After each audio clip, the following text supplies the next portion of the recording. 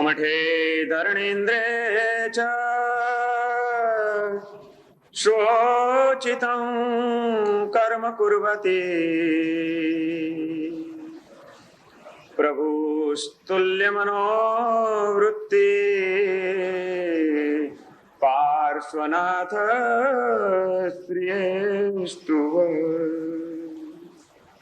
कलिकाल सर्वज्ञ आचार्य भगवंत हेमचंद्र सुरेश्वरजी महाराज एम कहे छे कि हे प्रभु, आपने आपना जीवननी अंदर एक बाजू कमठ मळ्यो तो बीजी बाजू धरणेन्द्र मळ्या हता। कमठे उपसर्गो करवामां आपने परेशान करवामां कोई बाकी न राखी अने धरणेन्द्रे आपनी सेवा करवामां ने भक्ति करवामां कोई कचास न राखी, परंतु ए बंनेनी वच्चे आप तुल्य मनोवृत्ति आपनी ऊपर अपराधो करनार कमठ प्रत्ये पण आपना चित्तमां कोई दुर्भाव नहोतो अने आपनी भक्ति करनार धरणेन्द्र ऊपर पण आपने कोई मोह नहोतो। क्यांय कोई पक्षपात नहीं, क्यांय कोई दुर्भाव नहीं, बंनेनी वच्चे तुल्य मनोवृत्ति आपनी चित्तवृत्ति तो समान हती के बंने आत्माओनुं कल्याण थाव। सहुनुं कल्याण इच्छनारा हे प्रभु पार्श्वनाथ, आप अमारुं पण कल्याण करनारा थाव एम प्रार्थना करे छे। भगवान पार्श्वनाथ आ एक ज तत्व विश्वनुं एवुं छे के जे आपणुं कल्याण करी शके एम छे।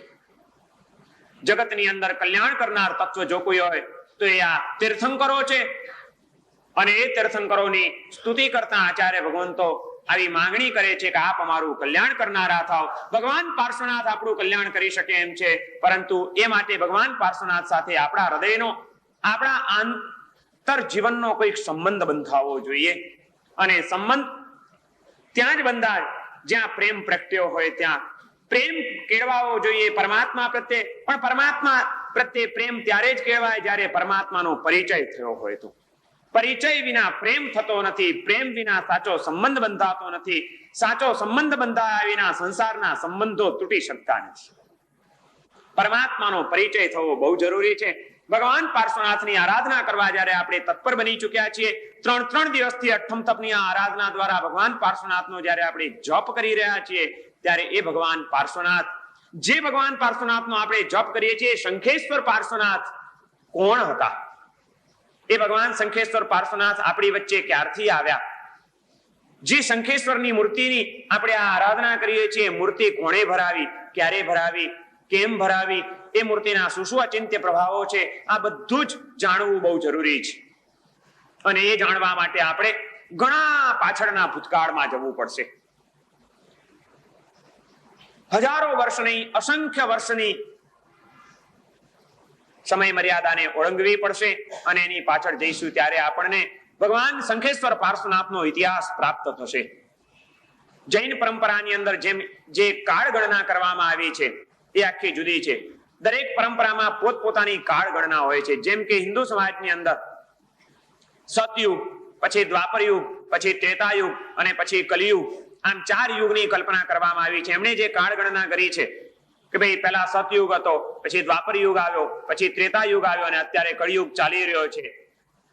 એમ જૈન પરંપરાની અંદર પણ એક ચોક્કસ કાળ ગણના કરવામાં આવી છે અને એના પારિભાષિક શબ્દો છે ઉત્તરપીણી કાળ અને અવસરપીણી કાળ। એક ઉત્તરપીણી અને અવસરપીણીના પણ પાછા 6 વિભાગ પાડવામાં આવ્યા છે। પહેલો આરો, બીજો આરો, ત્રીજો આરો, ચોથો આરો, પાંચમો આરો અને છઠ્ઠો આરો। આ જે કાળ ગણના છે અત્યારે એના ગણિતમાં મારે ઊંડા ઉતરવું નથી। હજારો વર્ષનો એ કાળ છે, પણ એવી એક આપણી દ્રઢ માન્યતા છે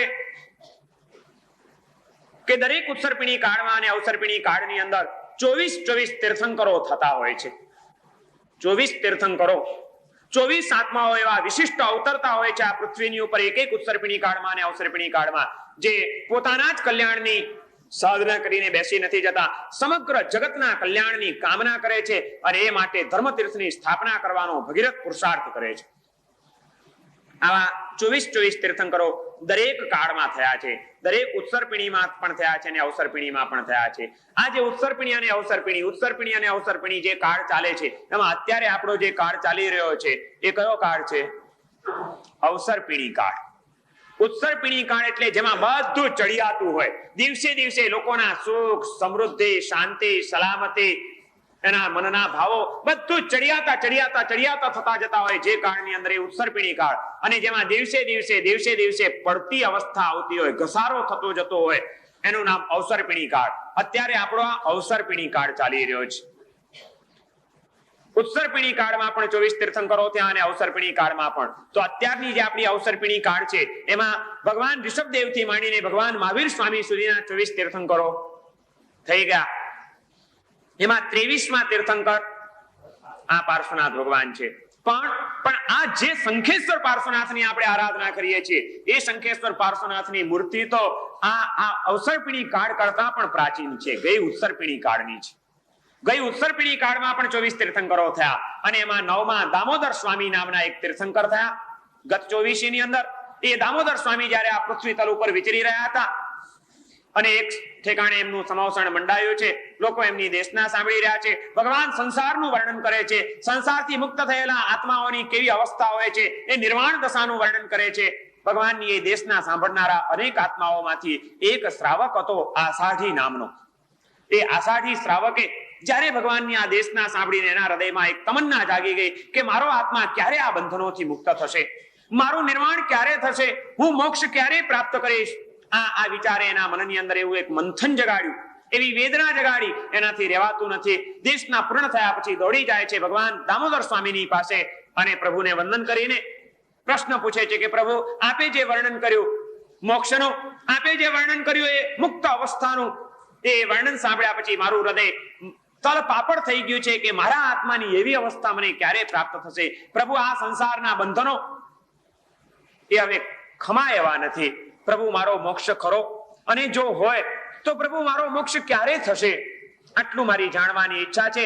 આપ તો સર્વજ્ઞ છો, કૃપા કરો, મારા આત્માની આ અશાંતિને દૂર કરો.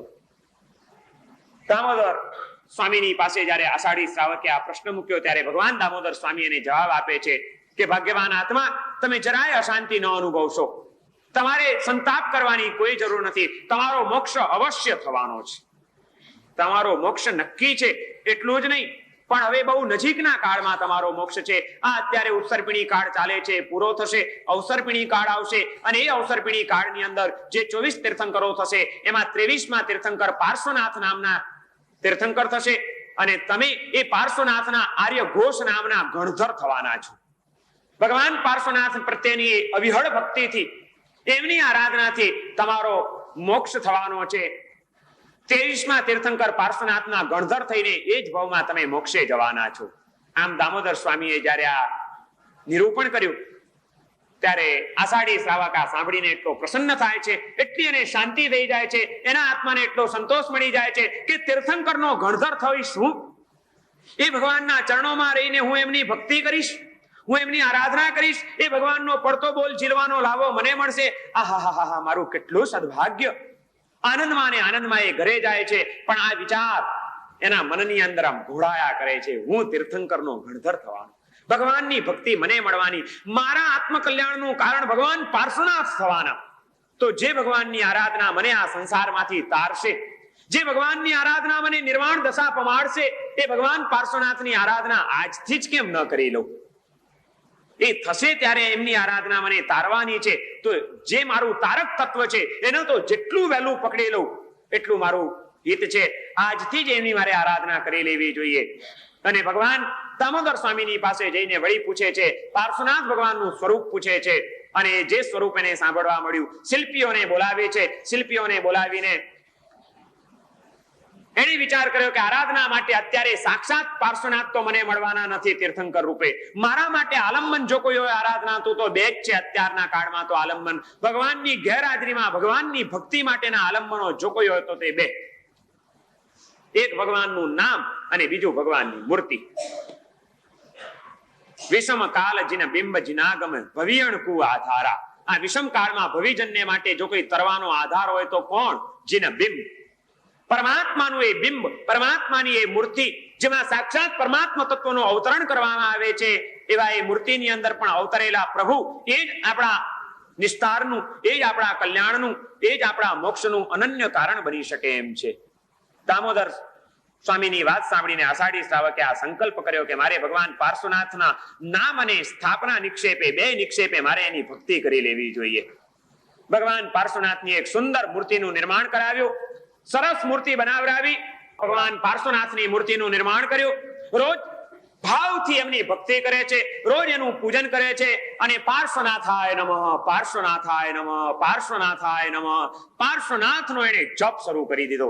નામ અને મૂર્તિના માધ્યમથી એને ભગવાન પાર્શ્વનાથ સાથે હૃદયનો પ્રેમ બાંધી દીધો અને એ પ્રેમ બાંધીને ભક્તિ કરતા કરતા કરતા કરતા આષાઢી શ્રાવકનું આયુષ્ય પૂર્ણ થાય છે. એ મૃત્યુ પામીને દેવલોકમાં જાય છે, પણ દેવગતિમાં ગયેલો એ દેવાત્મા ત્યાં આગળ પહોંચ્યા પછી પોતાના અવધિ જ્ઞાનનો ઉપયોગ મૂકે છે કે આવી ઉચ્ચ સદગતિ મને કેમ પ્રાપ્ત થઈ, હું અહીં ક્યાંથી આવ્યો? અને ત્યાં એને જોયું કે હું તો મનુષ્ય જીવનમાં હતો, પણ આ ભગવાન પાર્શ્વનાથની ભક્તિ જે મારા આરાધ્ય છે, જે મારા મોક્ષનું કારણ બનવાના છે, એ ભગવાન પાર્શ્વનાથની ભક્તિથી અહીં હું આવ્યો છું. પણ એ બધું જોતાની સાથે પોતે ભરાવેલી ભગવાન પાર્શ્વનાથની મૂર્તિ એને એવી પ્યારી લાગી ગઈ છે, એને એમ થયું કે અહીં પણ એકે દિવસ હું આ ભગવાન પાર્શ્વનાથ વિના રહી શકીશ નહીં, એની ભક્તિ તો મને રોજ જોઈએ. અને આષાઢી શ્રાવક મૃત્યુ લોકમાંથી ભગવાન પાર્શ્વનાથની મૂર્તિને દેવલોકમાં લઈ જાય છે અને રોજ અનેક દેવી દેવતાઓ એ ભગવાન પાર્શ્વનાથની ભક્તિ કરે છે અને પૂજા કરે છે. હજારો વર્ષ સુધી એ પાર્શ્વનાથની મૂર્તિ દેવલોકમાં પૂજાણી.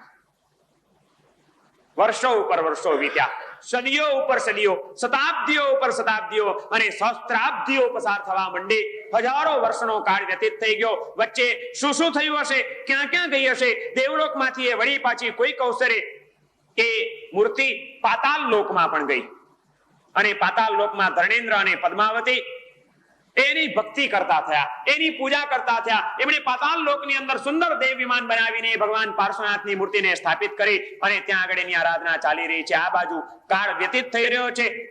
હજારો વર્ષનો કાળ વચ્ચે વીતી ગયો અને અહીં આગળ એક પછી એક તીર્થંકરો થવા માંડ્યા. ઋષભદેવ, અજીતનાથ, સંભવનાથ, અભિનંદન, સુમતી, પદ્મપ્રભ, એક પછી એક તીર્થંકરો આવતા ગયા. 22 તીર્થંકરોના વાણા વાઈ ગયા. શ્રી કૃષ્ણનો જન્મ થઈ ચુક્યો છે ભરત ક્ષેત્રની અંદર અને શ્રી કૃષ્ણના ભાઈ છે અરિષ્ટ નેમી, નેમકુમાર. બંને ભાઈઓ બહુ પ્રેમથી જીવન જીવી રહ્યા છે, પણ એટલામાં એક આપત્તિનું વાદળું એમના જીવનમાં ઘેરાયું. તે વખતે એક પ્રભાવશાળી સમ્રાટ જરાસંઘ નામનો એક રાજા, બહુ દુર્દમ્ય રાજા હતો, પ્રભાવશાળી રાજા હતો અને જરાસંઘે એક દિવસ કૃષ્ણની દ્વારિકા ઉપર હુમલો કર્યો.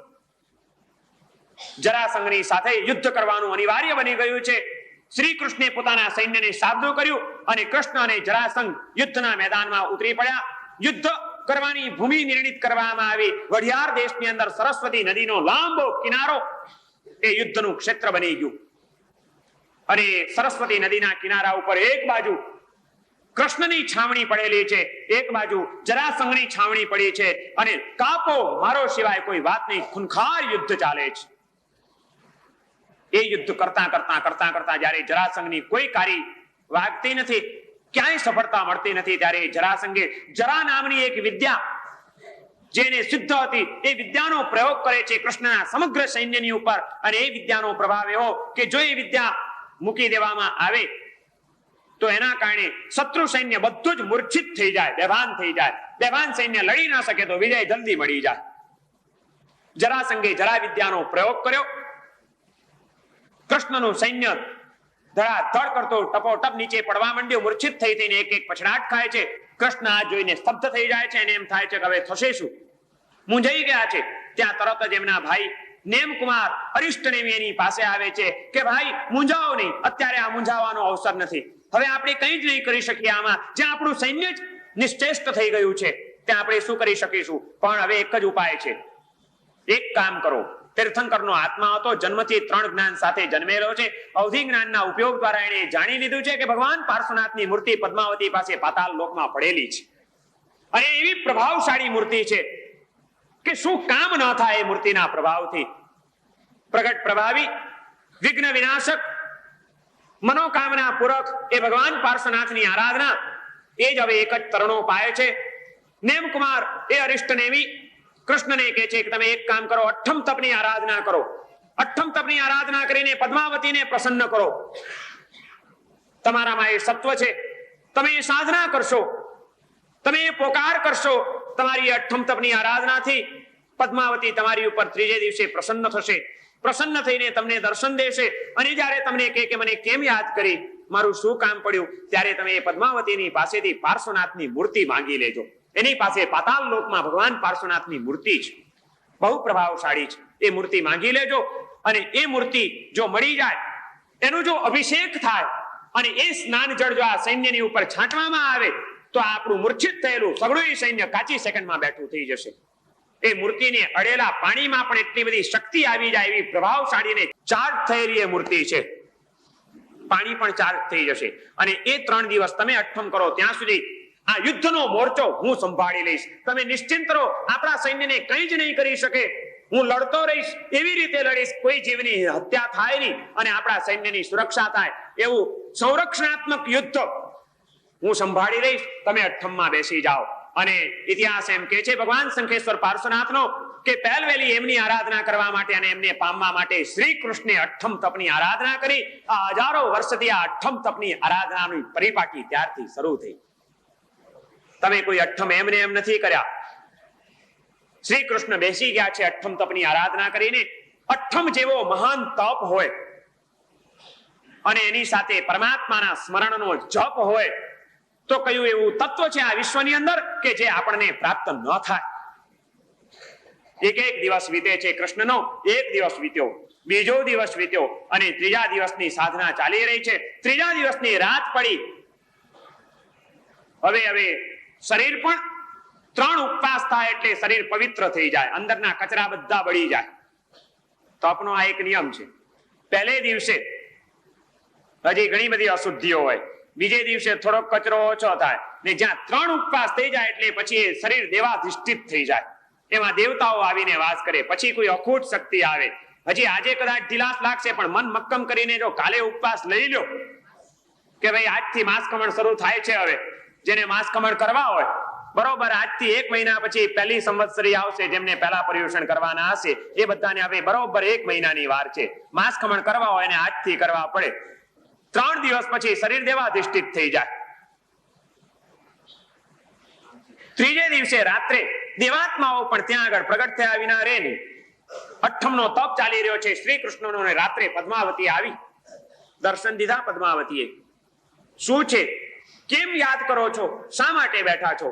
કૃષ્ણ પદ્માવતીને નમસ્કાર કરે છે. માં, આજે તારી જરૂર પડી છે. આજે હું એક મુશ્કેલીમાં મુકાયો છું. શું છે? હકીકત કીધી કે આ રીતે જરાસંઘ આડો ફાટ્યો છે, યુદ્ધનો તોફાન ઊભું થઈ ગયું છે અને એ યુદ્ધની અંદર જરા વિદ્યાના પ્રભાવથી મારું આખું એ સૈન્ય મૂર્છિત થઈને પડ્યું છે. જો એને માટે કઈ ઉપાય ન થાય તો પરાજયનું કલંક તો ઠીક છે પણ એ જરાસંઘ મારી પ્રજાને પીડશે. એ પ્રજાની પીડાનો વિચાર મારા હૃદયને દુખી કરી રહ્યો છે. માં, મને કંઈક તો સહાય કર. કઈ રીતે સહાય કરી શકું? તારી પાસેથી મારે એક ચીજ જોઈએ છે. ભગવાન પાર્શ્વનાથની મૂર્તિ છે તારી પાસે, તું મને આપ. એને માટે મેં આ સાધના કરી છે. સાધનાથી પ્રસન્ન થયેલી પદ્માવતી પાતાળ લોકમાંથી ભગવાન પાર્શ્વનાથની મૂર્તિ લાવીને શ્રી કૃષ્ણને આપે છે. શ્રી કૃષ્ણને અરિષ્ટનેમી ઠાઠ માઠથી ભગવાનનો અભિષેક મહોત્સવ કરે છે. ભાવ અને ભક્તિથી પ્રભુને પવિત્ર જળથી સ્નાન કરાવે છે. પંચામૃતથી સ્નાન કરાવીને ભગવાનનું એ સ્નાન જળ લઈને કૃષ્ણ આવ્યા છે સરસ્વતી નદીના કિનારે યુદ્ધના મેદાનમાં, જ્યાં એક પછી એક બધી જ સૈન્યની લાશો જેવી લાશો જાણે પડી છે. લાશ જોઈ લો. અને જ્યાં એ સ્નાન જળ લઈને છાંટ્યું, ટપોટપ આળસ મરડીને સૈન્ય ઊભું થઈ જાય છે. શ્રી કૃષ્ણનું સૈન્ય હવે તાજું માજું થઈ ગયું છે. એક અદ્ભુત અને અખૂટ શક્તિ સાથે ઊભું થયું છે અને એ શક્તિ સાથે વળી પાછા શ્રી કૃષ્ણે જરાસંઘની સામે મોરચો માંડીને તૂટી પડ્યા. યુદ્ધ એવું ઘમસાણ ચાલ્યું. જરાસંઘને હવે કોઈ બીજો રસ્તો સૂચતો નથી. છેવટે આ વાસુદેવ અને પ્રતિવાસુદેવ વચ્ચેનું યુદ્ધ હતું. કૃષ્ણ વાસુદેવ અને જરાસંઘ પ્રતિવાસુદેવ બેના યુદ્ધની અંદર જરાસંઘે છેવટે સુદર્શન ચક્ર છોડ્યું. એ સુદર્શન ચક્રનો પ્રભાવ એવો કે જો એ છોડવામાં આવે તો ગમ ગમ ગમ ગમ ગમ ઘૂમતું જાય, સીધી ડોક ઉડાવીને આગળ ચાલ્યું જાય. પણ વાસુદેવ અને પ્રતિવાસુદેવ વચ્ચેનો એવો એક સિદ્ધાંત કે પ્રતિવાસુદેવ જો ચક્ર છોડે તો એ વાસુદેવને કોઈ દિવસ અસર ન કરે. એ ચક્ર જરાસંઘે આવેશમાં આવીને સુદર્શન ચક્ર તો છોડ્યું. ચક્કર મારતું તણખા વેરતું વેરતું આગળ આવી રહ્યું છે. બધાને એમ થઈ ગયું કે મરી ગયા કામથી બધા જ. પણ ત્યાં તો જે કૃષ્ણની પાસે આવેલું એ સુદર્શન ચક્ર કૃષ્ણને 3 પ્રદક્ષિણા આપે છે અને 3 પ્રદક્ષિણા આપીને સુદર્શન ચક્ર છોડ્યા પછી એમને એમ તો પાછું વળે જ નહીં. એ કોકનો તો ભોગ લે જ, એનો ન લે તો છોડનારનો પોતાનો લેવો એનો નિયમ. અને એ જરાસંઘના ચક્રથી કૃષ્ણને તો કંઈ જ ન થયું. 3 પ્રદક્ષિણા આપીને ચક્ર પાછું ફરે છે. જરાસંઘ માર્યો જાય છે. જરાસંઘ માર્યો ગયો, એનું સૈન્ય ભાગ્યું જાય છે અને કૃષ્ણને વિજય પ્રાપ્ત થાય છે. વિજયનો આનંદ એટલો હતો, ભગવાન આ પાર્શ્વનાથની મૂર્તિના પ્રભાવે મળેલો એ આનંદ માતો નથી. આનંદને વ્યક્ત કરવા માટે કૃષ્ણની પાસે ત્યાં બીજું કંઈ નહોતું, પણ એક શંખ પડ્યો હતો. શંખ લઈને જોરથી કૃષ્ણે શંખ ફૂંક્યો, શંખનાદ કર્યો. કૃષ્ણના હાથમાં શંખ કોઈ આજકાલનો નથી, એની પાછળનો જબરજસ્ત ઇતિહાસ છે. કૃષ્ણની ભક્તિ કરનારા અને કૃષ્ણને માનનારા પણ કૃષ્ણે હાથમાં શંખ કેમ રાખ્યો છે એની અમને ખબર હશે કે નહીં, મને ખબર નથી.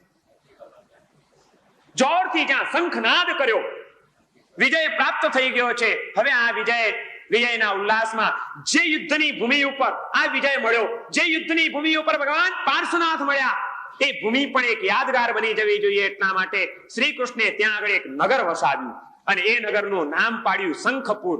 શંખ વગાડીને જે નગર વસાવ્યું હતું એ શંખપુર. પણ નગર વસાવ્યા પછી કૃષ્ણ વિચાર કરે છે કે અમારા આખા એ નગરનો આધાર જો કોઈ હોય, આ નગરનો પ્રાણ જો કોઈ હોય, વિજયનો જો કોઈ ભાગીદાર જો કોઈ હોય તો આ ભગવાન પાર્શ્વનાથની મૂર્તિ છે.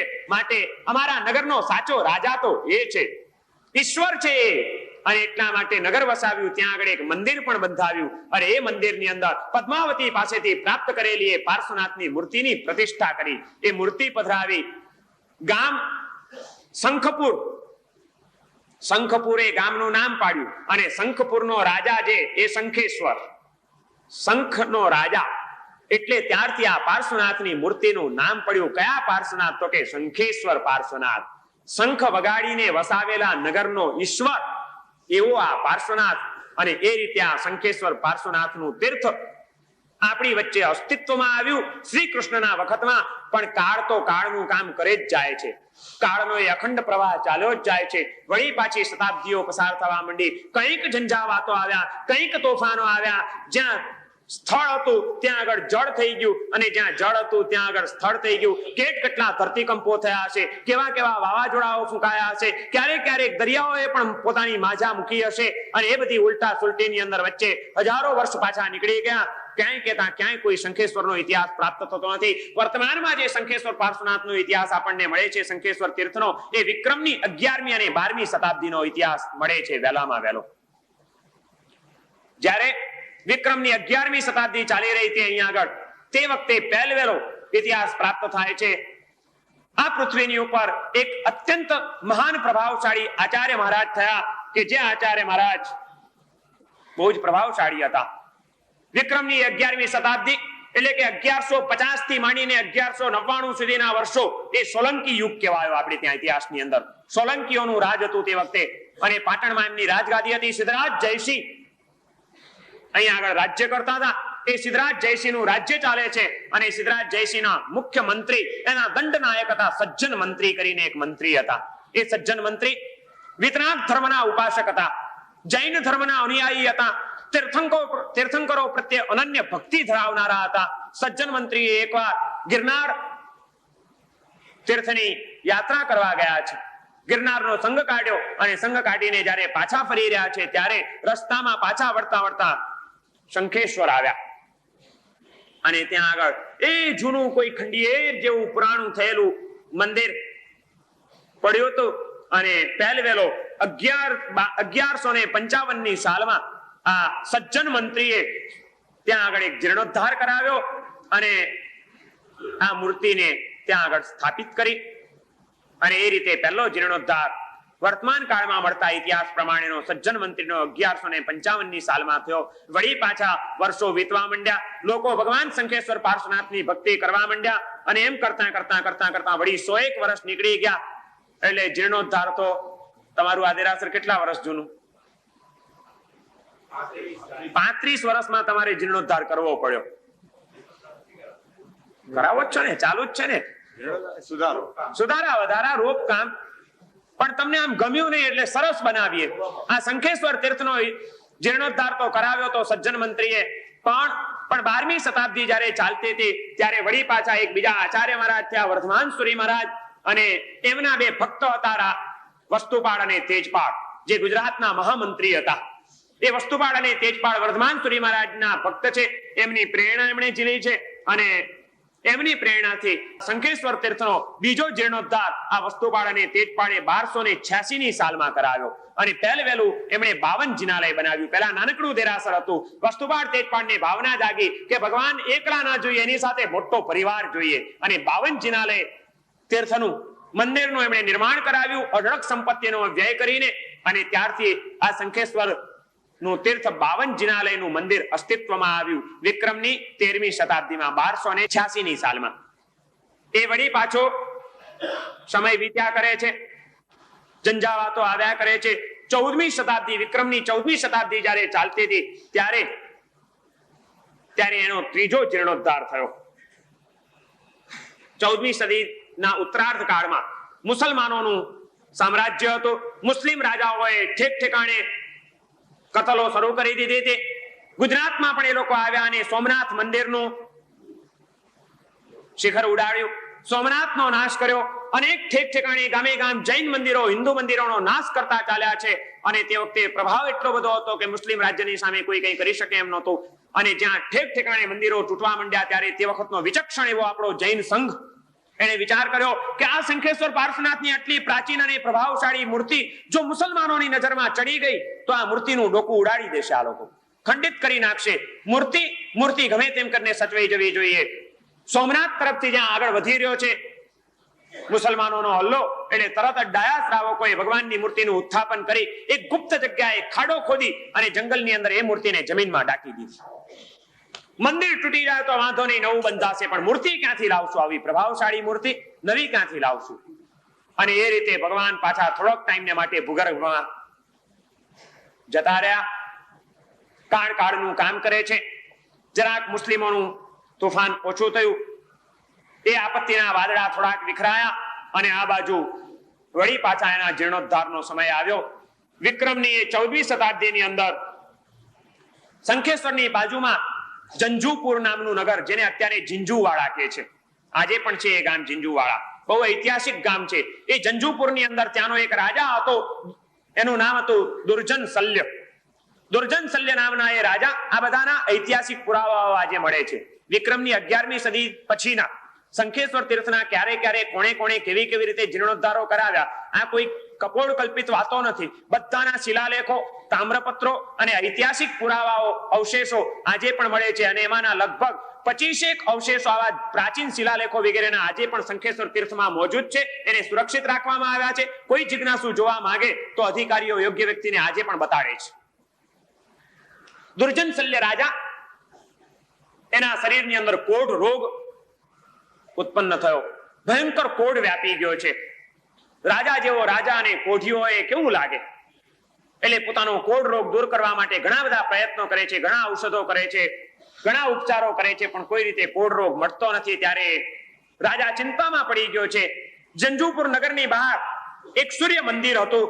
રાજાએ વિચાર કર્યો કે હવે ભૌતિક શક્તિઓ તો કોઈ કામયાબ નીવડતી નથી, કોઈ દૈવી શક્તિનો સહારો મારે લેવો જોઈએ. અને એ સૂર્ય મંદિરમાં જઈને સૂર્યદેવની ઉપાસના કરવા માટે રાજા દુર્જન શલ્ય બેસી જાય છે. સૂર્ય મંદિરની ઉપાસના કરતા એની સાધના દ્વારા, એની ઉપાસના દ્વારા દેવ પ્રસન્ન થાય છે અને સ્વપ્નમાં દર્શન આપે છે અને કહે છે કે શું છે?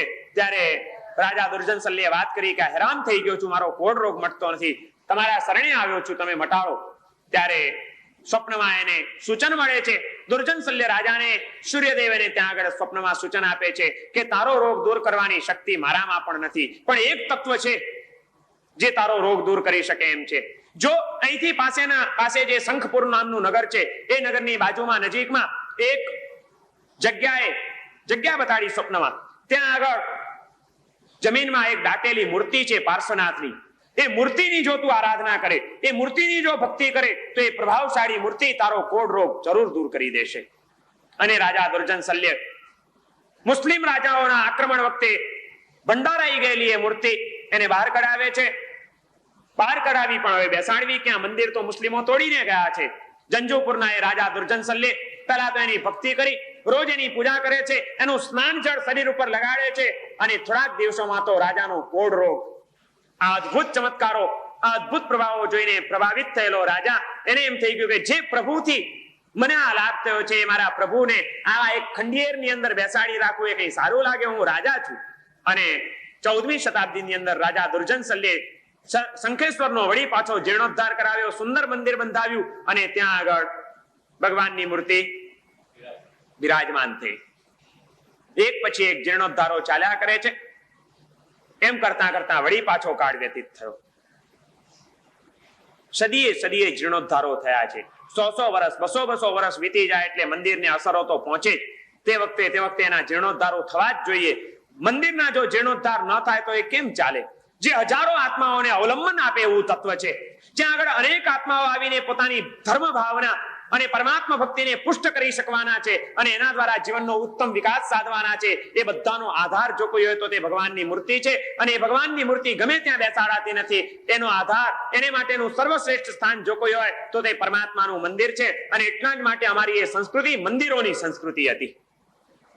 એવા મંદિરો બંધાવવામાં પણ પુણ્ય સમજતા હતા ભાગ્યવાન આત્માઓ, અને એવા મંદિરોનો જીર્ણોદ્ધાર કરવામાં અધિક પુણ્ય ગણાતું હતું. આપણે ત્યાં ભગવાનના મંદિરનો જીર્ણોદ્ધાર થતો હોય અને એમાં લક્ષ્મી જો ક્યાંય વપરાઈ જાય તો એના જેવું સદભાગ્ય બીજું કયું હોઈ શકે? ઘરના જીર્ણોદ્ધાર તો દર વર્ષે કરાવો. અહીં પાણી લીકેજ થાય છે તો વોટરપ્રૂફિંગ કરાવો. આ રેચ લાગ્યો છે ને કલર બગડી ગયો છે તો કલર કરાવો. આ જાળી બરોબર નથી તો અહીં આગળ નવી ગ્રીલ નંખાવો. તમારા ઘરોમાં કંઈક ને કંઈક કામ તો દર વર્ષે ચાલ્યા જ કરતું હોય ને, પણ તે વખતે વિચાર કરો કે ના પૈસા નથી ખર્ચવા, ઘરમાં રહેવું છે તો રહેવું છે, પૈસા શું ખર્ચવા, ખોટા ખર્ચા નહીં કરવાના, કે કરો ખર્ચો. ત્યાં તમને પૈસાનો ખર્ચો આંખે ના ચડે, અને ભગવાનના મંદિરમાં પૈસા ખર્ચવાના આવે તો સંઘ બેઠો છે ને કે આપણી ઉપર થોડી મુંડાણા છીએ કે આપણે સંઘ લાભ લેશે. ના, સાચી વાત છે, ભગવાનના મંદિરનો જીર્ણોદ્ધાર થવો જોઈએ, આપણે માનીએ છીએ એમ નહીં, પણ હવે આપણે નહીં કરીએ તો કઈ અટકી જવાનું છે? આપણે તમે ન કરો તો તમારા ઘરનું કોઈ કરવા ના આવી અટકી જાય. ભગવાનનું મંદિર કઈ અટકવાનું? ઘણા ભાગશાળીઓ છે, લાભ લેશે. આપણને મળેલી સંપત્તિ કઈ જીર્ણોદ્ધારમાં વાપરવા માટે છે? ક્યાં વાપરવા માટે? તમારો પૈસો ક્યાં વાપરવાનો? લ્યો કે છે ઘરમાં, અને પાછા કેમ કે અમે ભગવાનના ભગત. હવે એમ કહો કે અમે ઘરના ભગત. જો કામ ભગવાનના ભગત કેવડાવો છો પણ પોતાની જાતને? જીર્ણોદ્ધારની આપણી પરંપરાઓ અને જીર્ણોદ્ધારની સંસ્કૃતિ કેટલી પ્રાચીન સંસ્કૃતિ છે. એ ગુજરાતના મહામંત્રીઓ વસ્તુપાળ અને તેજપાળના હૃદયમાં એ કઈ ભક્તિ હશે કે એમણે જીર્ણોદ્ધાર કરાવ્યા હશે. દુર્જન સલ્ય જેવો એક અજૈન રાજા પણ ભગવાન પાર્શ્વનાથનો જીર્ણોદ્ધાર કરાવે. એ ભગવાન પાર્શ્વનાથનો મહિમા અને એની ભક્તિ એના હૃદયમાં કેટલી બધી વસી ગયેલી હશે. ભગવાનની ભક્તિ અનેક લોકો કરી રહ્યા છે, પણ સતત એક સરખો કાળ ચાલતો જ નથી. વળી પાછા ઔરંગઝેબ વગેરે વચ્ચે બીજા રાજાઓ થતા રહ્યા. મુસ્લિમ રાજાઓના આક્રમણ અવારનવાર થતા રહ્યા છે આ ભારતીય સંસ્કૃતિની ઉપર, અને વળી પાછો ભય ઉભો થયો. વળી એ મૂર્તિને ભગવાન જમીનમાં પધરાવી દેવી પડી. સંઘને દુરંદેશીતા વાપરવી જ પડે છે ક્યારેક અવસરે, અને સંઘ દુરંદેશી વાપરીને જે કોઈ કાર્ય કરતો હોય છે એની પાછળ પણ કોઈક એની ધર્મ ભાવના કામ કરતી હોય છે. ભગવાન અપૂજ રહે એની ચિંતા નહીં, પણ ભગવાનની મૂર્તિ ખંડિત થઈ જાય બહુ મોટું પાપ હતું. અને એમાં આ શંખેશ્વર પાર્શ્વનાથ જેવી જે દેવલોકમાં પૂજાણી, જે પાતાળ લોકમાં જેની સાધનાઓ અને આરાધનાઓ થઈ, જે કૃષ્ણના કાળની અંદર અનેક આત્માઓને નવજીવન આપનારી બની, અને વર્તમાન કાળની અંદર અનેક આત્માઓને ભાવ જીવન સમૃદ્ધ કરનારી બનવાની છે, એવી આ ભગવાન પાર્શ્વનાથની મૂર્તિ એ જો હાથમાંથી ચાલી જાય કે એના જો કોઈ ટુકડા કરી નાખે તો એ કઈ રીતે સહન થઈ શકે? બહેતર છે એના કરતા ધૂળમાં ઢાંકી દેવી વધુ સારી. અને વળી પાછી એ મૂર્તિ ડટાઈ ગઈ. આ બાજુ રાજા અકબરનું રાજ્ય હતું.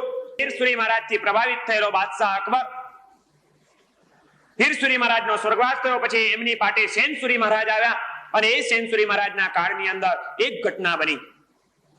એક ભરવાડ પોતાના ઘેટા, બકરા, ગાય, ભેંસ વગેરે લઈને રોજ જંગલમાં ચરાવવા માટે જાય. જંગલમાં ચરાવવા જાય, પણ એક ગાય કોણ જાણે રોજ ઘરે પાછી આવે ને એને દુહે તો દૂધ જ ન નીકળે. પેલો ભરવાડ વિચાર કરે કે આ દૂધણી ગાય છે ને છતાં એનું દૂધ કેમ મને મળતું નથી, દૂધ નીકળતું કેમ નથી, એની ઉપર જરાક વધુ નજર રાખવી પડશે. અને પેલા એ તરત જ એની ઉપર નજર શરૂ કરી દીધી રાખવાની.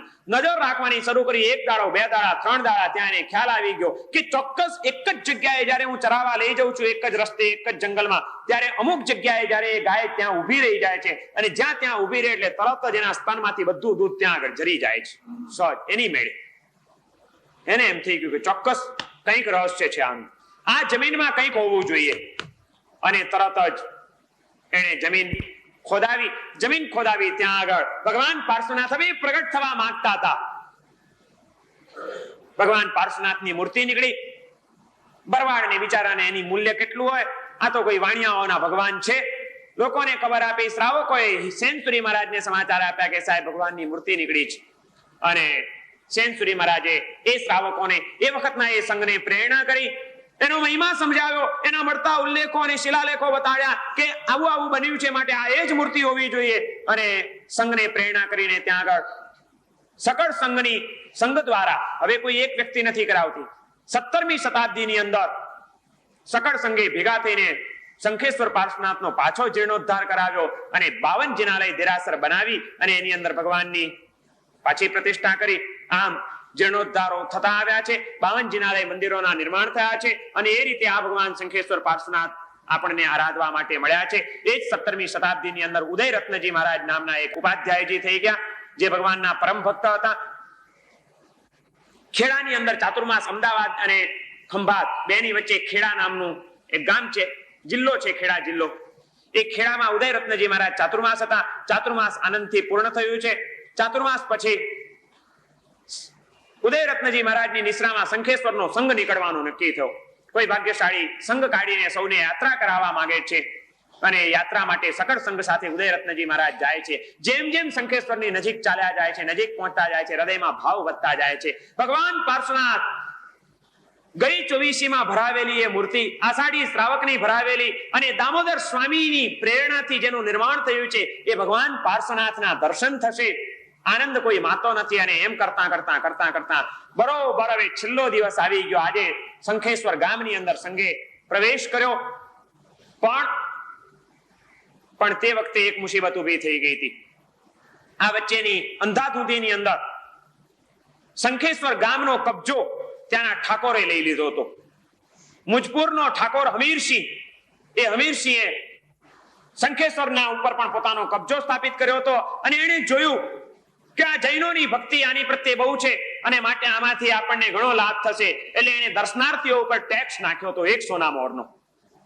1 સોનાની ગિની આપે તો જ તમને દર્શન થાય, નહીં તો નહીં. બાકી પૂજારી રોજ સવારે ખોલે ત્યારે જો તમારે દર્શન કરવા હોય તો કરી લેવાના. પછી તરત જ આ ઠાકોરના માણસો એને તાળું મારી દે મંદિરને, અને પછી જો કોઈ દર્શન કરવા આવ્યું તો કે 1 ગિની આપો તો ખોલીએ. અને આ કામ ચાલતું હતું. સંઘને વિહાર કરીને જવાનું હતું. પ્રયાણ કરીને પહોંચતા શંખેશ્વર ગામમાં પહોંચતા મોડું થયું. પૂજારીએ પૂજા કરીને દેરાસર તો બંધ થઈ ગયું છે અને ઉદયરત્નજી મહારાજ પહોંચ્યા. સકળ સંઘ સાથે ચતુર્વિધ સંઘ જઈને ભગવાન શંખેશ્વર પાર્શ્વનાથના બારણે જઈને ઉભા રહે છે. પણ ત્યાં આગળ ઠાકોરના માણસો ઉભા હતા, પહેરેદારો. ઉદયરત્નજીએ કીધું, ભાઈ બારણા ખોલો, આખો સંઘ આવ્યો છે, દર્શન કરવા છે. ઠાકોર કે પેલા માણસો કે છે, અમારા ઠાકોરનો ઓર્ડર છે, અહીં એમને એમ દર્શન થતા જ નથી. જેટલા માણસ આવ્યા હોય દરેકે વ્યક્તિ દીઠ 1 ગિની આપવી પડશે તો દર્શન થશે. ઉદયરત્નજી ચમકી ગયા કે આ શું? અને આજે સવારે છેલ્લો વિહાર કર્યો હતો ત્યારે સવારના પોતે તો સકળ સંઘને પ્રેરણા કરી હતી કે આજે આપણે જેને ભેટવા માટે દિવસોથી નીકળ્યા છીએ, ભગવાન પાર્શ્વનાથના આપણને દર્શન થશે. ભગવાન પાર્શ્વનાથના દર્શન કર્યા વિના કોઈએ મોઢામાં પાણી પણ આપણે નાખવાનું નથી આજે. અને ત્યાં આગળ પેલા લોકો અટકાવીને ઉભા છે, બારણાની આડે ઉભા છે. ઉદયરત્નજીને થઈ ગયું કે આખો સંઘ, આ તો અન્યાય છે. ભગવાનના દર્શન કરવાને એને માટે પણ પૈસા, અને એ પણ બધાની પાસે. કોઈકની શક્તિ હોય, કોઈકની ન પણ હોય, તો એવી વ્યક્તિ શું ભગવાનના દર્શન ન કરી શકે? ભગવાન, આ તો અન્યાય છે. ઉદયરત્નજીનું હૃદય કકડી ઉઠ્યું. એને એમ થાય છે કે ફરિયાદ કોની પાસે કરું? મારે ફરિયાદ ક્યાંય નથી કરવી, ફરિયાદ ભગવાન પાસે જ કરીશ કે કેમ દર્શન ના આપો. અને એમનું કવિ હૃદય ત્યાં આગળ બોલી ઉઠે છે, ગાઈ ઉઠે છે. અદ્ભુત એક સ્તવનની એક પદની રચના થઈ ગઈ. અને એ ફરિયાદ કરતા કરતા એનો ચમત્કાર એવો સર્જાયો કે ત્યાં આગળ તળાક દઈને શંખેશ્વરના એ બારણા ખુલે છે. પાર્શ્વ શંખેશ્વરા સાર કર સેવકા દેવકા એવડી વાર લાગે. ભગવાનને બૂમ મારે છે કે એ પાર્શ્વ શંખેશ્વરા, સાર કર સેવકા, આ તારા સેવકો આવીને ઉભા છે ને સાર કરે ને સહાય કર, દર્શન દે. પાર્શ્વ શંખેશ્વરા સાર કર સેવકા, દેવ કા એવડી વાર લાગે, ક્યારના આવીને ઉભા છે, હજી તું દર્શન કેમ દેતો, બધી વાર કેમ લાગે છે? દેવ કા એવડી વાર લાગે. ઠાકુરા ચાકુરા માન માગે. કેમ કે ભાઈ અમારે તારા દર્શન કરવામાં શું વાંધો છે? તો કે કઈ રીતે તારા દર્શન કરીએ? ઠાકુરા ચાકુરા માન માગે. પ્રગટ થા પાસજી મેલી પરદો પરો. પ્રગટ થા, ભગવાનને કે છે ઉદયરત્નજી, પ્રગટ થા પાસજી મેલી પડદો પરો. આ તારી વચ્ચે પડદો શેનો રાખ્યો છે? કમાડ શેના બંધ રાખીને બેઠો છે તું અંદર?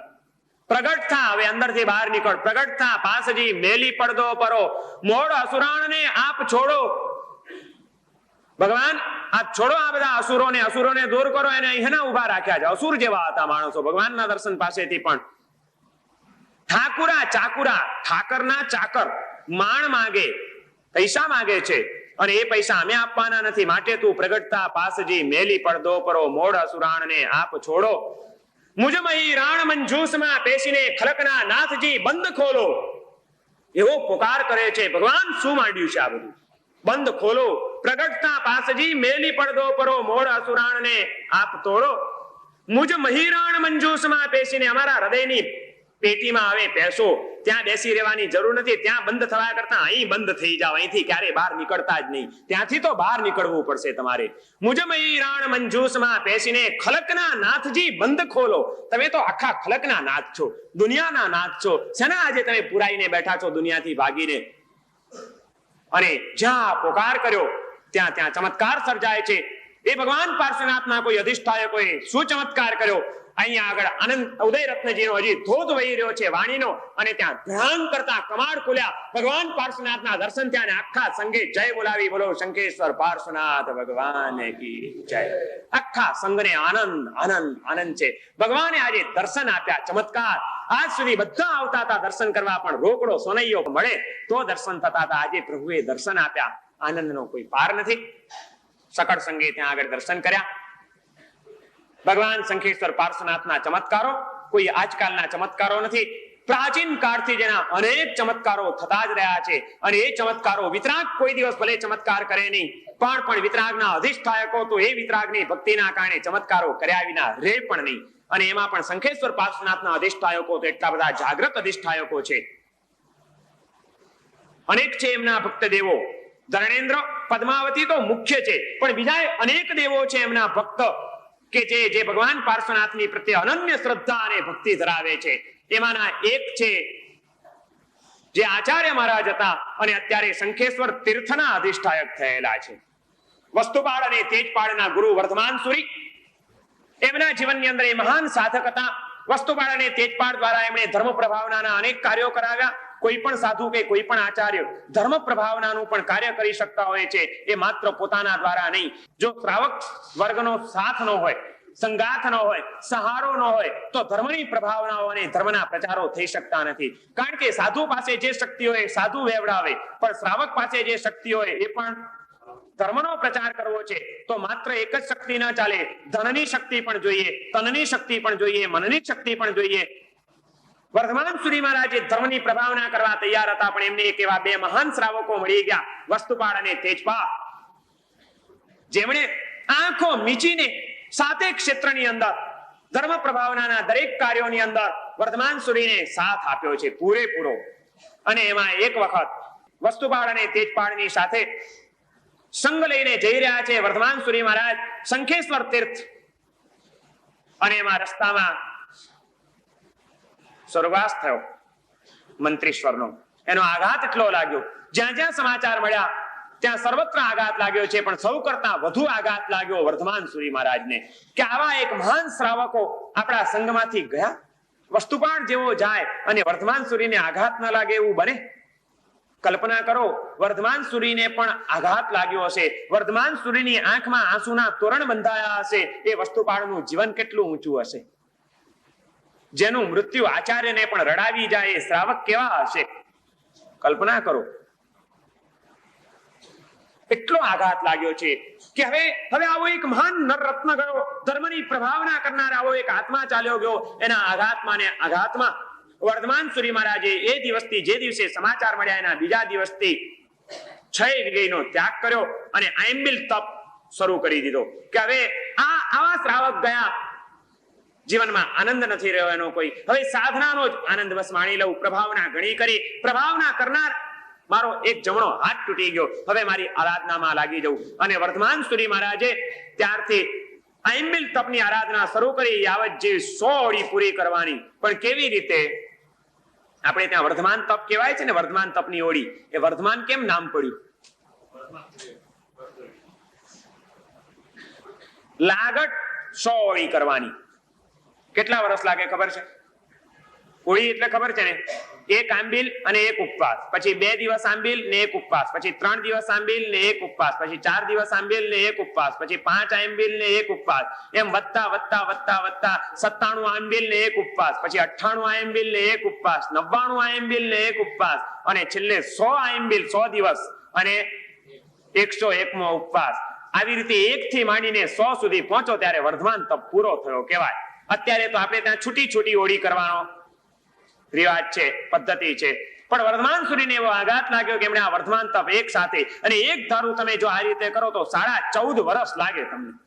ત્યાં સુધી 1 દિવસ વિગઈ ખાવાની નહીં. આયનબિલનો તપ અને વચ્ચે વચ્ચે આ ઉપવાસો. વર્ધમાન સુરી મહારાજે પોતાના જીવનના ઉત્તર કાળની અંદર આ રીતે વર્ધમાન તપની આરાધના શરૂ કરી અને એ રીતે 100મી ઓળી પૂરી થઈ એમની. પણ શંખેશ્વર પાર્શ્વનાથ ઉપર આચાર્ય ભગવંતને એટલી શ્રદ્ધા હતી, એટલી ભક્તિ હતી, એટલો વિશ્વાસ હતો, એમણે વિચાર કર્યો કે મારે 100મી ઓળીનું પારણું અહીં નહીં કરું, શંખેશ્વર ભગવાનના દર્શન કરીને પછી કરીશું. અને આચાર્ય મહારાજ આવા મહાન તપસ્વી, આવા મહાન પ્રભાવક, આવા ઉચ્ચ સાધક, એવા આચાર્ય મહારાજનો આવો વિરલ પ્રસંગ હોય, 14 વર્ષની એમની તપશ્ચર્યાનું પારણું હોય, ત્યારે સંઘને પણ કેટલો ઉલ્લાસ હોય, સંઘને કેટલો ઉમંગ હોય એને ઉજવવાનો. અને એમાં એમણે જોયું સંઘે કે આચાર્ય ભગવંતની ઈચ્છા છે કે શંખેશ્વર તીર્થની યાત્રા કરીને પછી જ પારણું કરવું છે, તો આચાર્ય મહારાજ એકલા યાત્રા કરે એ બરોબર ન કહેવાય, એમને સકળ સંઘ સાથે આપણે યાત્રા કરાવીએ. અને આચાર્ય મહારાજની નિશ્રામાં ચતુર્વિધ સંઘ નીકળ્યો, પદયાત્રી સંઘ, છરી પાડતો સંઘ કાઢવામાં આવ્યો. સંઘ ચાલ્યો જાય છે, વૃદ્ધ અવસ્થા હતી, 14 વર્ષની તપશ્ચર્યા હતી, શરીરના રસકસ બધા નીકળી ગયા હતા, ઉનાળાનો સમય છે, ગરમીની અંદર વિહારો ચાલે છે, ક્ષીણ શરીર વાળા, ક્ષીણ કાય વાળા બની ગયેલા આચાર્ય મહારાજ સંઘ સાથે વિહાર કરતા જઈ રહ્યા છે, પણ શરીર હવે કામ કરતું નથી. શંખેશ્વર પહોંચે એ પહેલા રસ્તામાં જ, વિહારમાં જ એક દિવસ એમની તબિયત લથડી અને શંખેશ્વર પહોંચતા પહેલા એમનો સ્વર્ગવાસ થઈ ગયો. વર્ધમાન સુરી મહારાજ કાળ કરી ગયા, પણ ભગવાન શંખેશ્વર પાર્શ્વનાથનું ધ્યાન ચાલુ હતું. ભગવાન પાર્શ્વનાથની અવિયળ ભક્તિ અંતરમાં જાગતી અને ઉછળતી હતી. એ ભગવાન પાર્શ્વનાથના ધ્યાનમાં ને ધ્યાનમાં મૃત્યુ પામીને એ દેવ થયા. પણ દેવ થયા પછી એમણે ઉપયોગ મૂક્યો કે આ કોના પ્રભાવે? ત્યાં જોયું કે આની ભક્તિના પ્રભાવે. એટલે એણે વિચાર કર્યો કે ભલે એ ભવમાં યાત્રા ન કરી શક્યો, હવે દેવ થઈને તો આ જીવન આ ભગવાનની જ ભક્તિ કરવી છે અને ભગવાનના ભક્તોની ભક્તિ કરવી છે. અને એણે પોતાનું આ બેસણું, એણે પોતાનું સ્થાન શંખેશ્વર તીર્થમાં જમાવ્યું. શંખેશ્વર તીર્થના અધિષ્ઠાયક, પાર્શ્વનાથના અધિષ્ઠાયક છે ધરણેન્દ્ર અને પદ્માવતી, પણ શંખેશ્વર તીર્થના અધિષ્ઠાયક આ વર્ધમાન સુરી મહારાજ જે દેવ થયા, એ દેવ ત્યાં અધિષ્ઠાયક તરીકે પોતે એણે પોતાનું સ્થાન જમાવ્યું. અને ત્યારથી શંખેશ્વર તીર્થના ચમત્કારો ખૂબ વધી ગયા. કારણ કે જે કોઈ આત્મા પણ શંખેશ્વરને માને, શંખેશ્વરને ભજે, શંખેશ્વરને આરાધે, એટલે તરત જ આ અધિષ્ઠાયકને એમ થાય કે મારા ભગવાન ઉપર આણે પ્રેમ કર્યો છે, મારા ભગવાનની ઉપર આણે શ્રદ્ધા મૂકી છે, એનું કામ કરી આપું તો મારા ભગવાનનો પ્રભાવ વધશે. એટલે એના બધા જ કામો એ અધિષ્ઠાયક દેવો કર્યા વિના રહેતા નથી. જે કોઈ શ્રદ્ધા મૂકીને જાય છે, આજે પણ જે કોઈ શ્રદ્ધા મૂકીને આ ભગવાન પાર્શ્વનાથના શરણે જાય છે, એના કામો સિદ્ધ થયા વિના રહેતા નથી. પણ શ્રદ્ધા પૂરી જોઈએ. આ એક જ તીર્થ એવું છે કે જ્યાં આગળ કોઈ બીજું તત્વ ઘૂસ્યું જ નથી. તમે ક્યાંક જાઓ તો ક્યાંક ભૂમિયાજીનો મહિમા હશે, ક્યાંક ભૈરવજીનો મહિમા હશે, ક્યાંક દેવી દેવતાનો મહિમા હશે, ક્યાંક કોઈક તીર્થોમાં ભુવા હોય છે, ક્યાંક દોરા ધગા હોય છે, ક્યાંક મંતર હોય છે, ક્યાંક ઘંટાકાણ હોય છે, કંઈ હશે. આ એક જ શંખેશ્વર તીર્થ એવું છે કે જ્યાં આગળ કોઈ ભૂવો નથી, કોઈ દોરો ધાકો નથી, કોઈ મંતર જંતર નથી, કોઈ દેવી દેવતા નથી. ત્યાં આગળ જે છે તે એક જ છે, ભગવાન પાર્શ્વનાથ. તીર્થંકરનો એ પ્રભાવ છે. અને એના અધિષ્ઠાયકો એ તીર્થંકરની ભક્તિ કરનારાની મનોકામનાઓ પૂર્ણ કર્યા વિના રહેતા નથી. જે કોઈ જાય છે એની મનોકામનાઓ પૂર્ણ થાય છે. વર્તમાન શતાબ્દીની પણ જો તમારે વાત કરવી હોય તો ચાણસ્માની અંદર એક કુટુંબ હતું.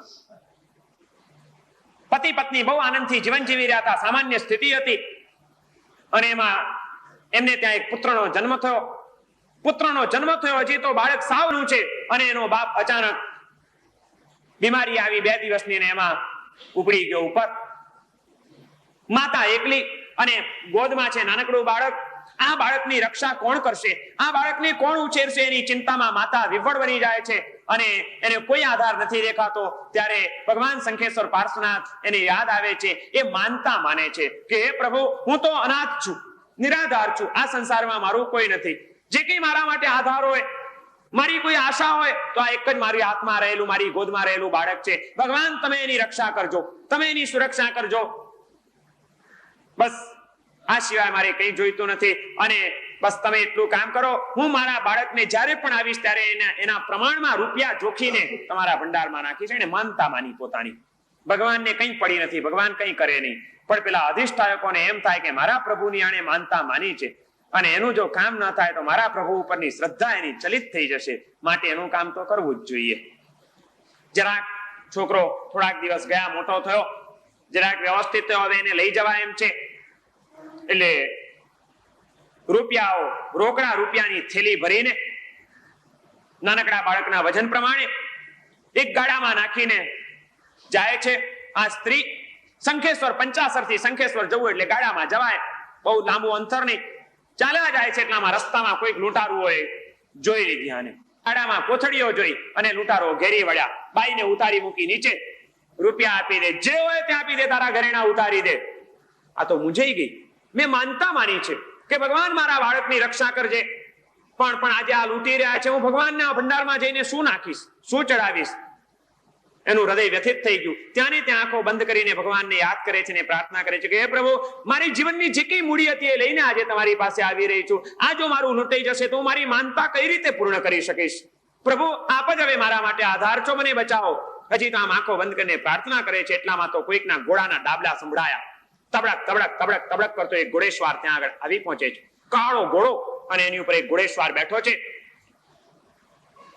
તરત જ પેલા લૂંટારાઓ ચોરોને પકડે છે. શું કરો છો તમે લોકો? ચોરો ગભરાઈને ભાગ્યા. બધું પડતું મૂકીને ચોરો ભાગે છે. પેલો પેરેગીર આવ્યો તો ઘોડેસવાર આવ્યો છે, કે છે કે બેન, શંખેશ્વર જવા માટે નીકળ્યા છો ને, ભગવાનના દર્શન કરવા છે? ચાલો હું તમને પહોંચાડી દઉં ભગવાનના દરબાર સુધી, હું તમારી સાથે રહીશ. જરાય ચિંતા કરતા નહીં, મૂંઝાતા નહીં. તમારા બાળકનું કોઈ કંઈ અહિત નહીં કરી શકે. પેલીને તો એક આશ્વાસન મળી ગયું, એની સંપત્તિ સચવાઈ ગઈ. જાય છે ઘોડેસવારની સાથે. જ્યાં શંખેશ્વરની પાસે પહોંચ્યા, શંખેશ્વરનો ગેટ આવ્યો, મેઇન ગેટ, અને ત્યાં આગળ પહોંચે છે. હવે પેલી બાઈને એમ થાય છે કે મને છેક ભગવાન સુધી આ માણસે કોકે પહોંચાડ્યો, કઈ નહીં તો થેન્ક્સ તો કહીએ એને, આભાર તો માનીએ. એટલે આભાર માનવા માટે આમ પાછું વાળીને જોવા માટે જાય છે. તો હજી 5 મિનિટ પહેલા તો ઘોડો સાથે હતો, આમ જુએ છે તો ન મળે ઘોડો, ન મળે ઘોડેસવાર. બધું હલો.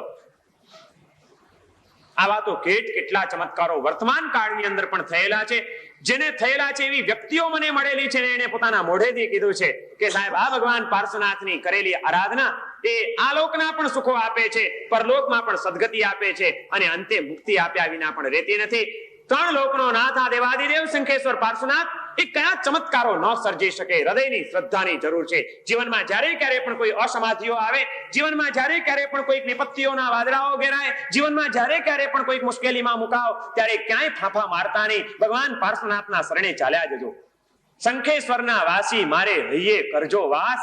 ભગવાનને આજે આઠમના 3જા દિવસે એવી પ્રાર્થના કરો કે જેવી ઉદયરત્નજીએ કરી હતી કે ભગવાન, ત્યાં આગળ હું બંધ થઈને બેઠા છો, અહીં આગળ આવીને બેસી જાઓ, હવે બંધ અહીં થઈ જાઓ, અમારી હોરડીમાં પુરાઈ જાઓ, હૃદયની કોટડીમાં પધારી જાઓ.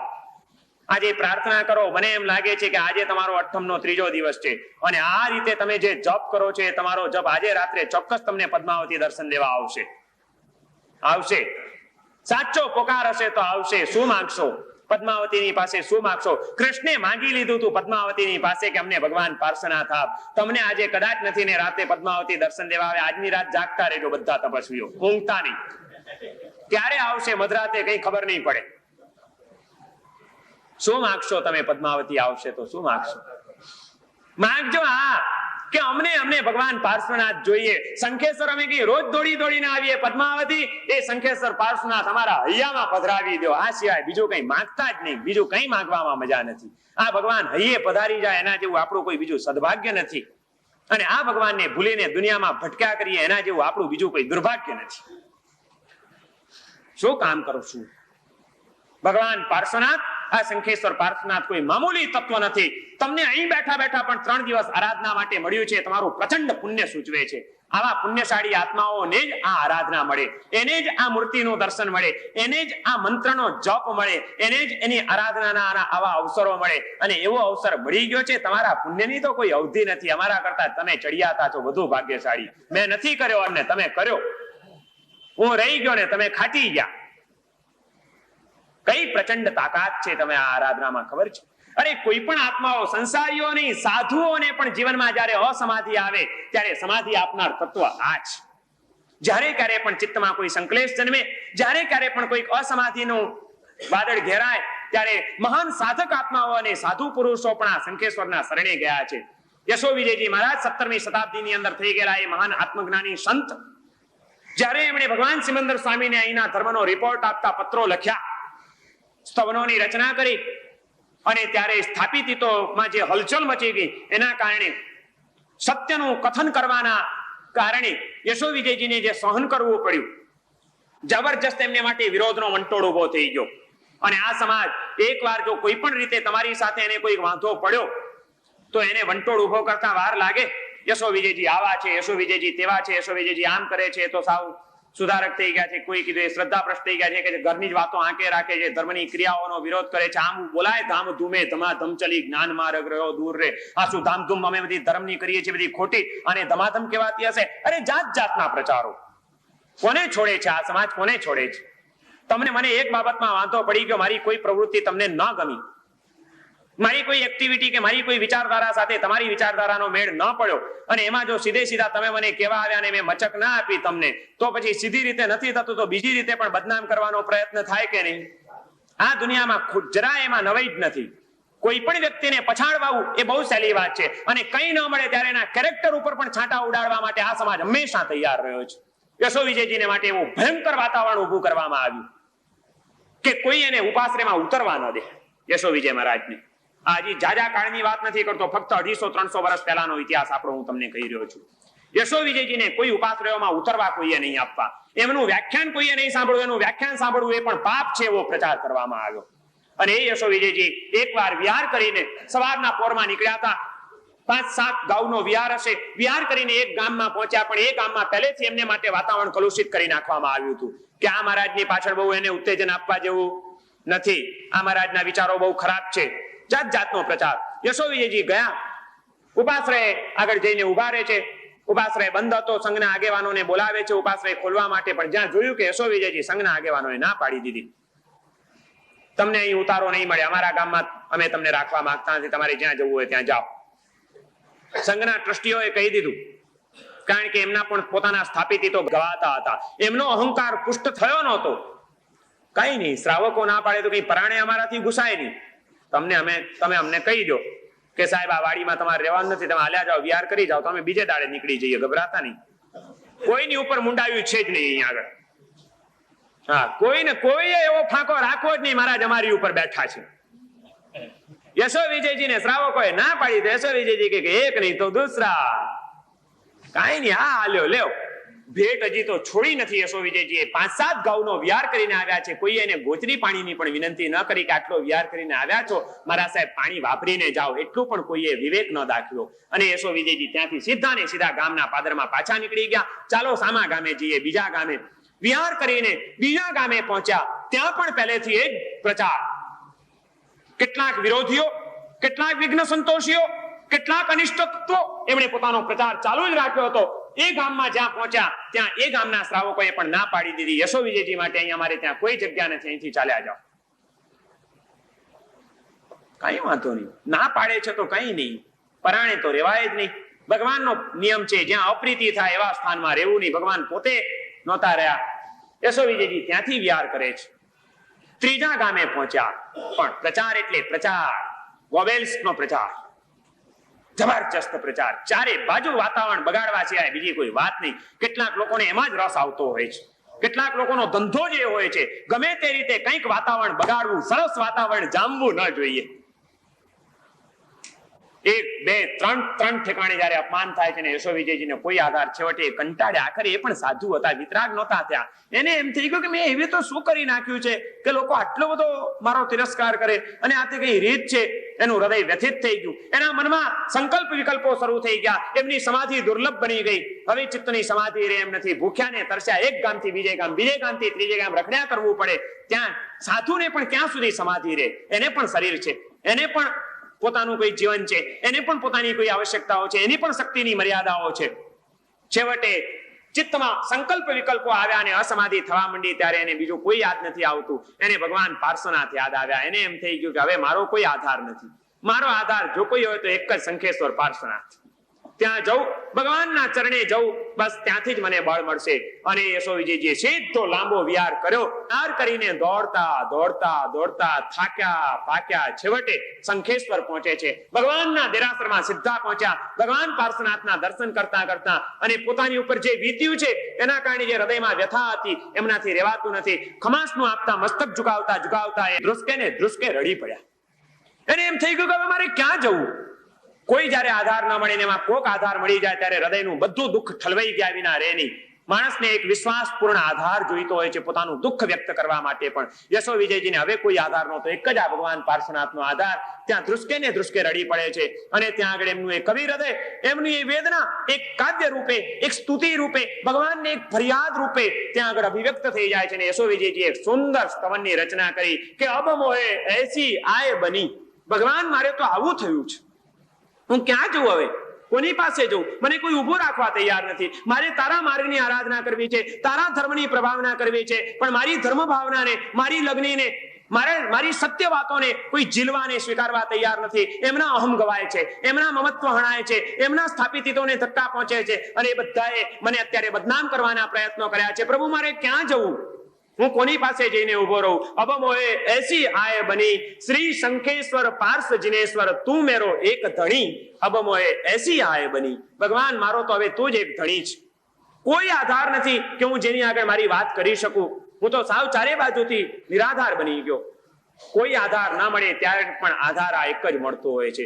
યશો વિજયજીએ, આવા મહાન જ્ઞાનીએ પણ એ શંખેશ્વરનો આધાર પકડ્યો છે, એના શરણે ગયા છે. અને ત્યાં આગળ એને આ બધી વાતો કરી. મિથ્યા મતિ બહુ જન હે જગ મેં પદન ધરત ધરણી. ભગવાન આ જગતની અંદર મિથ્યા મતિ વાળા લોકો જ વધારે છે. એમને પોતાનું જ ધાર્યું કરવું છે, એમને પોતાની જ રીતે ચાલવું છે. અને હું સાચી વાત કરું તો એ સ્વીકારવા તૈયાર નથી. મિથ્યા મતિ જન બહુએ જગ બહુત જગ મેં પદન ધરત ધરણી. આ ધરણી ઉપર મને પગ મૂકવા નથી દેતા, મને કોઈ ઊભું નથી રાખતું. આ ફરિયાદ કરી છે ભગવાન આગળ. ફરિયાદ કરવી હોય તો એક જ ઠેકાણે કરજો, બીજે ક્યાંય કરતા જ નહીં. બોલીને મોં બગાડતા જ નહીં. આપણી ફરિયાદ દૂર કરવાની તાકાત જો કોઈનામાં હોય તો ભગવાન શંખેશ્વર પાર્શ્વનાથમાં છે. બાકી ક્યાંય મજા નથી. જીભાજોડી કરવી જ નહીં. જેને જેમ કેવું હોય એમ કહેવા દો, જેને જેમ બોલવું હોય એમ બોલવા દો.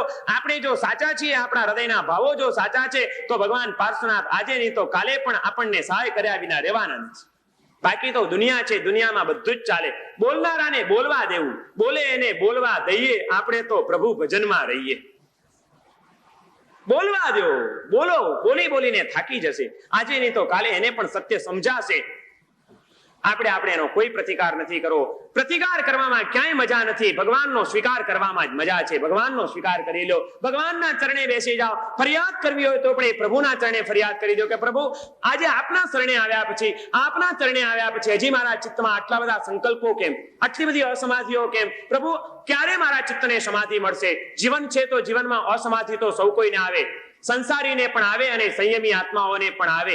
હજી એ પણ રાગ દ્વેષથી મુક્ત નથી થયા. એમના જીવનમાં પણ કોઈક ઘટનાઓ એવી સર્જાય, ક્યારેક કોઈક પ્રસંગો બની જાય તો સાધુ સાધ્વીને પણ ચિત્તમાં ક્યારેક સંક્લેશ થાય. પણ એ સંક્લેશની અવસ્થાની અંદર સાચો ભક્ત આત્મા, સાચો સમજદાર આત્મા બીજે ક્યાંય ન જાય. એ ભગવાન પાર્શ્વનાથ પાસે ફરિયાદ કરે કે પ્રભુ મારે કંઈ નથી જોઈતું, મારા ચિત્તની સમાધિ આપો. ગમે તેવા વિકટ સંયોગોમાં પણ મારા ચિત્તમાં કોઈ દુર્ભાવના ન જાગે એવું મને આપ બળ આપો. કોઈ પણ જીવ પ્રત્યે ક્યાંય અહિતનો વિચાર મારા અંતરમાં ન જાગી જાય એવી મને પ્રભુ આપ શક્તિ આપો.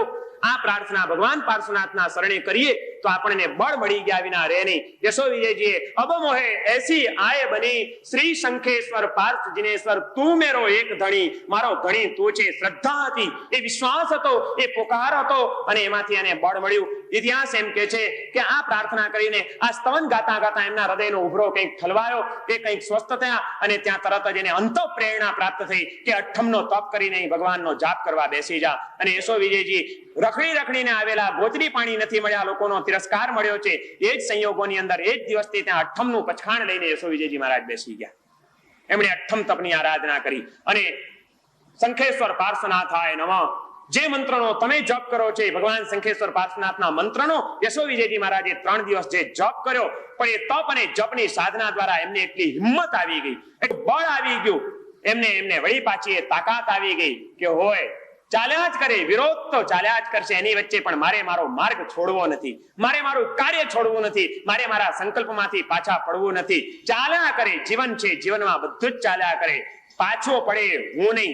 એટલી હિંમત સાથે જે હિંમત હારી ગયા હતા, ભગવાન પાર્શ્વનાથે એને ધર્મ રક્ષા માટેની પાછી હિંમત આપી દીધી અને એ યશો વિજયજી ડબલ જોરથી પાછા મેદાનમાં આવ્યા, ડબલ જોરથી એમ લડ્યા છે. અને સિમંદર સ્વામીને જે એક એમણે રચનાઓ કરી છે, તમે 125 ગાથાનું સ્તવન વાંચો, તમે એની 150 ગાથાનું સ્તવન વાંચો, 350 ગાથાનું સ્તવન વાંચો, આપણા રૂવાડા ખડા થઈ જાય કે કમાલ વાતો કરી છે એણે, કેટલા અદ્ભુત ઉપકારો કર્યા છે આપણી ઉપર એમણે. પણ એ બધાના મૂળમાં એમને જે બળ મળ્યું હતું, એ બળ આપનાર તત્વ આ હતું. કોણ એવો અભાગ્ય હોય કે જે આ તત્વના શરણે ન જાય? કોનું એવું દુર્ભાગ્ય હોય કે જેને ભગવાન પાર્શ્વનાથ મળ્યા છતાં પણ એ પોતાના હૃદયમાં એને ન પધરાવે? અરે જબરજસ્ત પુણ્યશાળી છો તમે લોકો, 3 દિવસનો અઠ્ઠમ કર્યો છે, ખાવાનું તો 363 દિવસ તમને મળવાનું છે. હજી આ 3 દિવસનો ઉપવાસ તમારા નકામા નથી ગયા. ગમે એટલી ઉલટીઓ થઈ હોય, ગમે તેવા માથા ચડ્યા હોય, ગમે તેવી ઢીલાસ આવી હોય, મનમાં એ કોઈ સંકલ્પ કે કોઈ અસમાધિ લાવતા નહીં. હૃદયમાં એ ઉલ્લાસ રાખજો કે કેવો અહોભાગ્ય અમારું કે અમને આ મન થયું, અમે ભગવાનના ચરણે ઝુકાવ્યું, અમારાથી આ અઠ્ઠમની આરાધના થઈ ગઈ, આટલી સરસ આરાધના, મજા આવી ગઈ. અને જે બળ મળશે એ બળ તમને સમગ્ર જીવનનું એક બળ આપી દેશે. સમગ્ર જીવનમાં ડગલે ને પગલે અસમાધિના પ્રસંગો આવશે ત્યારે આ રોજ ઓમ રીમ હરમ શ્રી શંખેશ્વર પાર્શ્વનાથાય નમઃ એ મંત્ર તમને પરમ સમાધિનું બળ આપનારો બની જશે. આ મંત્ર તમે કઈ માત્ર જપના ખાતર જપ્યો નથી. 3 દિવસની 12,500ની આ સાધના, એ મંત્ર તમને હવે સિદ્ધ થઈ જશે. આજે એ સિદ્ધ થયેલો મંત્ર જ્યારે પણ તમે જપશો, જ્યારે પણ એના શરણે તમે જશો, ત્યારે તમને પરમ સમાધિ આપનારો, પરમ શાંતિ આપનારો, પરમ સુખ અને સમૃદ્ધિ આપનારો બની જવાનો છે. હૃદયની શ્રદ્ધા સ્થિર રાખજો, જરાય પાછા પડતા નહીં, આનું મહત્વ જરાય ઓછું આંકતા નહીં. પૂર્ણ શ્રદ્ધા, પૂર્ણ વિશ્વાસ અને પૂર્ણ ઉલ્લાસ સાથે આ આરાધનામાં આગળ વધવાનું છે. આજે આરાધનાનો આ 3જો દિવસ, આરાધનાને એવી બુલંદ બનાવજો, એવી બુલંદ બનાવજો કે ખરેખર ભગવાન પાર્શ્વનાથ આપણી ઉપર કૃપા વર્ષાવી દે. એ ભગવાન પાર્શ્વનાથના અધિષ્ઠાયકો ધર્ણેન્દ્ર, પદ્માવતી અને વર્ધમાન સુરી મહારાજનો આત્મા એ આપણી ઉપર નજર નાખી દે, એમની એક નજર આપણા માટે બસ થઈ પડશે. શું કરશો? આજે તમે ભગવાન શંખેશ્વર પાર્શ્વનાથમાં ખોવાઈ જજો, હજી ખોવાઈ જજો. સમજુ છું 3જો ઉપવાસ છે, થોડીક ઢીલાસ પણ આવી હોય, કદાચ ટટાર ન બેસી શકો તો આજે તમને થોડાક ઢીલા બેસવાની છૂટ, કદાચ એમ પણ ન બેસાતો ટેકો દઈને પણ બેસવાની છૂટ. પણ મનમાં શરીર ભલે ઢીલું થયું, મનને ઢીલું નહીં થવા દેતા. શરીરમાં કદાચ થોડીક ભલે નબળાઈ ઘૂસી ગઈ હોય ને આવી જાય પ્રમાદ, પણ મનમાં તો શંખેશ્વર પાર્શ્વનાથ સિવાય કોઈને ઘૂસવા નહીં દેતા. પાર્શ્વનાથ પાર્શ્વનાથ પાર્શ્વનાથ પાર્શ્વનાથના સ્મરણમાં એવા લીન બનજો, એવા લીન બનજો, એવા લીન બનજો કે ખરેખર ભગવાન પાર્શ્વનાથ ત્યાંથી અહીં આવી જાય. ઉદય રત્નજીને માટે જો એ દ્વાર ખોલી શકતા હોય તો આપણો પોકાર, આપણા હૃદયના દ્વાર ખોલીને ભગવાન ત્યાંથી બહાર નીકળ્યા હતા, આપણે હવે અંદર ઘુસાડવાના છે. ઉદય રત્નજી એમને બહાર કાઢવા માટે પોકાર પાડ્યો હતો, આપણે અંદરમાં ઘુસાડવા માટે પોકાર પાડવાનો છે. અને ભગવાનને કહેવાનું છે કે મુજમહી રાણ મંજૂસમાં પેસીને ખલકના નાથજી બંધ ખોલો. મારા હૃદય મંદિરની પેટીમાં ભગવાન આપ પધારો. એ પોકાર સાથે આજની આ અઠ્ઠમ તપની આરાધનાને તમારે પૂર્ણ કરવાની છે, ભાવ પૂર્ણ બનાવવાની છે, શ્રદ્ધા પૂર્ણ બનાવવાની છે. અને અને જીવનમાં ચરિતાર્થ કરવાની છે. આવી આરાધના જેમણે કરી છે બધા આપણા અનુમોદનાને પાત્ર છે. જેમણે નથી કરી એમણે પણ આ તપસ્વીઓની અનુમોદના કરવી જોઈએ. કરનારાએ કર્યું છે, જે નથી કરી શક્યા એ તપસ્વીની અનુમોદના કરશો તોય તમારા તપના અંતરાયો તૂટશે. એમની ભક્તિ કરીને પણ તમે એમની અનુમોદના કરી શકો. પણ આવા તપસ્વીઓ આપણા સંઘની અંદર આટલી મોટી ક્વોન્ટિટીમાં આટલી સરસ આરાધના થાય એનો આનંદ એક એક વ્યક્તિને હોવો જોઈએ, એનું ગૌરવ એક એક વ્યક્તિને હોવું જોઈએ. અને બધાની હાર્દિક અનુમોદના આપણા તપના અંતરાયો તોડી નાખ્યા વિના રહેશે નહીં. કલમાંગલ્યં સર્વ કલ્યાણ કારણં પ્રધાનં સર્વ ધર્માણાં જૈનં જયતિ શાસનમ. જન શાસન દેવ કી જય.